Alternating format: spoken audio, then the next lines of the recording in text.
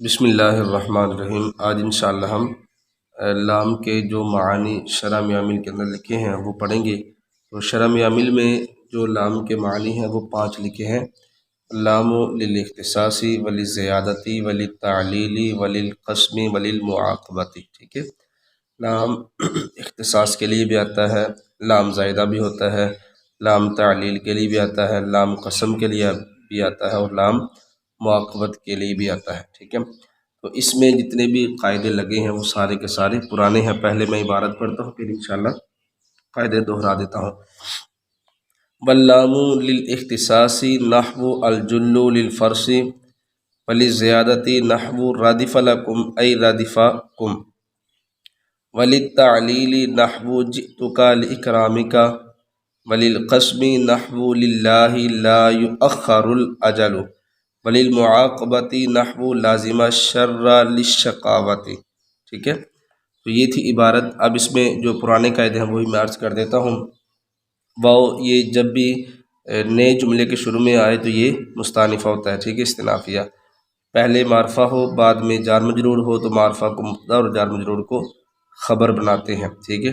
تو دوسرا قاعدہ، واو کے بعد جو ہوگا یہ معطوف ہوگا، واو کے جو بعد ہوگا وہ معطوف ہوگا، اور جیسا معطوف ہوگا ویسا ہی معطوف علیہ ہوگا۔ تو یہاں دیکھیں واو کے بعد جو ہے للزیادہ، یہ جار مجرور ہے، یہ معطوف ہے، تو اس کا جو معطوف علیہ ہے وہ للاختصاص ہوگا، ٹھیک ہے۔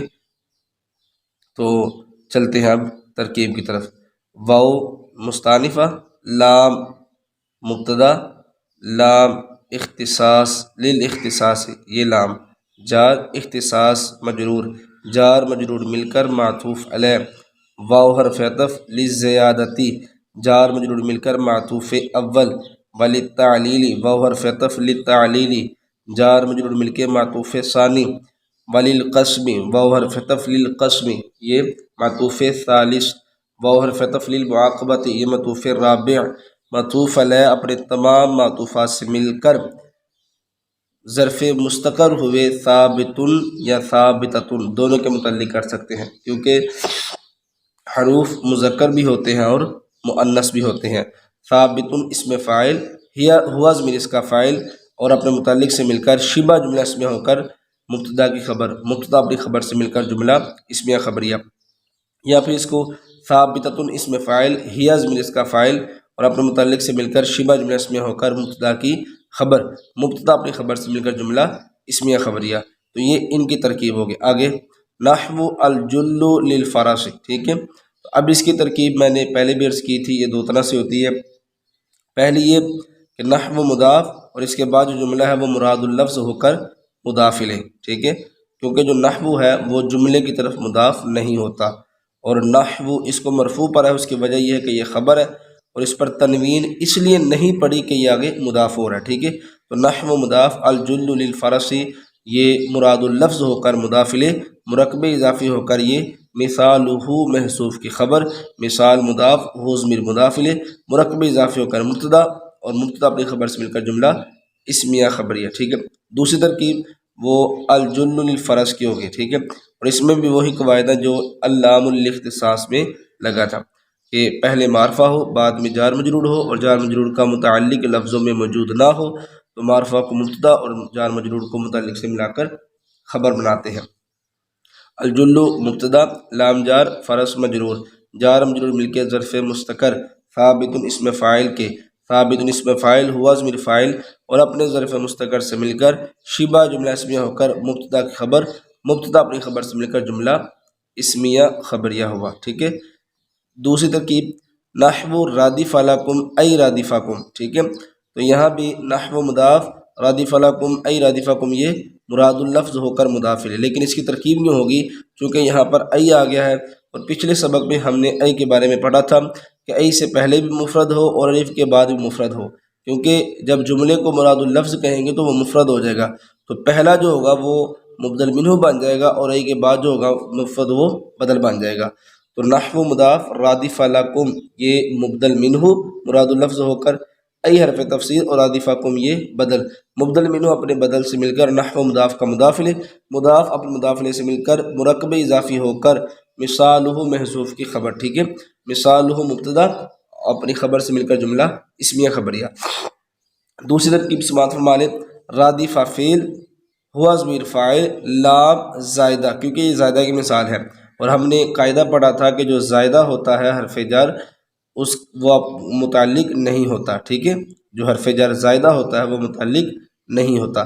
کم ضمیر مفعول بھی، فعل اپنے فاعل اور مفعول بھی سے مل کر جملہ فعلیہ خبریہ، ٹھیک ہے۔ ای حرف تفسیر، رادف فعل ہوا ضمیر فاعل کم ضمیر مفعول بھی، فعل اپنے فاعل اور مفعول بھی سے مل کر جملہ فعلیہ خبریہ، ٹھیک ہے۔ ولیل تعلیل، اس کی جو مثال ہے جئتک لاکرامک، ٹھیک ہے، جئتو فعل تو ضمیر فاعل کاف ضمیر مفعول بھی لام جار اکرامی مضاف کاف ضمیر مضاف الیہ، مرکب اضافی ہو کر جار کا مجرور، جار اپنے مجرور سے مل کر ظرف لغو فعل کے فعل اپنے فاعل مفعول بھی اور ظرف لغو سے مل کر جملہ فعلیہ خبریہ، ایک یہ ترکیب۔ دوسری نحو مضاف جئتک لاکرامک، یہ مراد اللفظ ہو کر مضاف الیہ، مرکب اضافی ہو کر مثالہ محذوف کی خبر، مثالہ مضاف مضاف الیہ مل کر مبتدا اور یہ خبر، مبتدا اپنی خبر سے مل کر جملہ اسمیہ خبریہ ہوا۔ وللقسم، اب یہاں پر نحو للہ لا یؤخر الاجل، یہاں بھی وہی نحو مضاف اور آگے پورا جملہ مراد اللفظ ہو کر مضاف الیہ، مضاف اپنے مضاف الیہ سے مل کر مرکب اضافی ہو کر مثالہ محذوف کی خبر، مثال مضاف حزم مضاف الیہ مرکب اضافی ہو کر مبتدا، مبتدا اپنی خبر سے مل کر جملہ اسمیہ خبریہ ہوا۔ للہ لا یؤخر الاجل، لام جار اسم جلالت مجرور، جار اپنے مجرور سے مل کر ظرف مستقر اقسم فعل کے، اقسم فعل انا ضمیر فاعل اور ظرف مستقر سے مل کر جملہ فعلیہ انشائیہ ہو کر قسم، لا یؤخر فعل مجہور الاجل نائب الفاعل، فعل مجہول اپنا نائب الفاعل سے مل کر یہ جملہ فعلیہ انشائیہ ہو کر جواب قسم، ٹھیک ہے، دو ترکیبیں اس کی ہوگی۔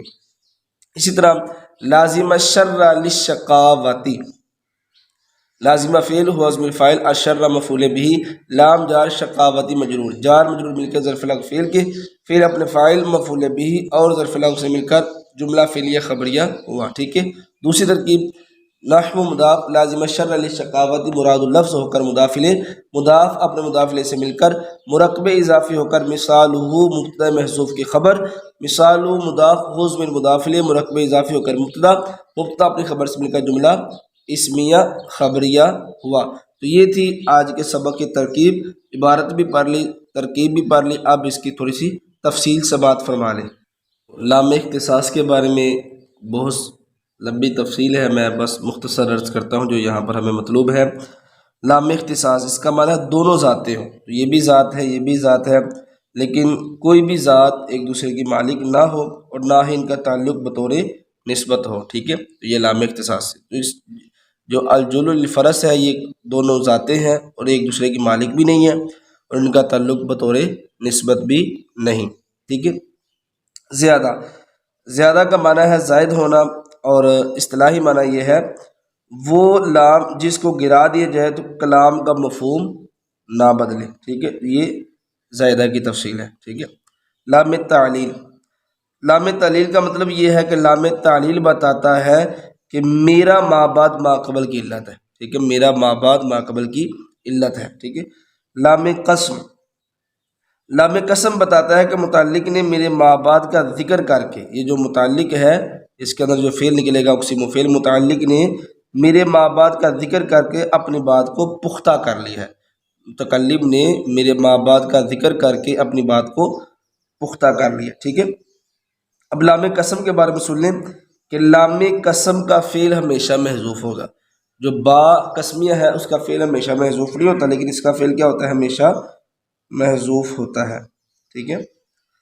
آگے لام معاقبت، معاقبت کا لغوی معنی ہے پیچھے آنا، اور لام معاقبت اس بات پر دلالت کرتا ہے کہ میرا ما بعد، یہ جو لام معاقبت کا ما بعد اس کا جو متعلق ہے، اس کا متعلق لازمہ، ٹھیک ہے، اس کا متعلق کا یہ جو میرا ما بعد ہے یہ میرے متعلق کا نتیجہ ہوگا، ٹھیک ہے، یہ لام معاقبت یہ اس کا ما بعد، یہ جو نتیجہ ہے ما بعد یہ متعلق کا نتیجہ ہوگا، لیکن متعلق کا جو فاعل ہے اس نے اس کا ارادہ نہیں تھا کیا، ٹھیک ہے۔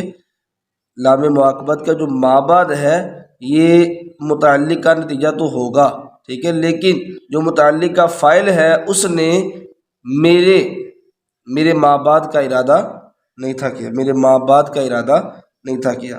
تو یہ تھا تھوڑا سا اس کے بارے میں وضاحت، مزید اس کا ترجمہ سماعت فرما لیں۔ اور لام اختصاص کے لیے ہے، ٹھیک ہے، اور لام اختصاص کے لیے ہے۔ لام اختصاص کی مثال الجلو للفرس کی مثل میں ہے، اور لام زائدہ کے لیے ہے۔ لام زائدہ کی مثال رادف لکم ای رادفکم کی مثل میں ہے، اور لام تعلیل کے لیے ہے۔ لام تعلیل کی مثال جئتک لاکرامک کی مثل میں ہے، اور لام قسم کے لیے ہے، اور لام قسم کی مثال للہ لا یؤخر الاجل کی مثل میں ہے، اور لام معاقبت کے لیے ہے۔ لام معاقبت کی مثال لازم الشر للشقاوت کی مثل میں ہے۔ اور ان کا تفصیلی ترجمہ سن لیں۔ الجل للفرس، زین جو ہے یہ گھوڑے کے لیے ہے، رادفکم وہ تمہارے پیچھے بیٹھا ہے، یعنی وہ تمہارے پیچھے بیٹھا ہے، ٹھیک ہے، میرا تیرے پاس آنا تیری عزت کرنے کی وجہ سے، ٹھیک ہے۔ اللہ کی قسم موت کو مؤخر نہیں کیا جائے گا، ٹھیک ہے۔ اس نے شر کو لازم پکڑ لیا تو وہ بدبخت ہو گیا، ٹھیک ہے۔ تو یہ آج کا ہمارا سبق تھا۔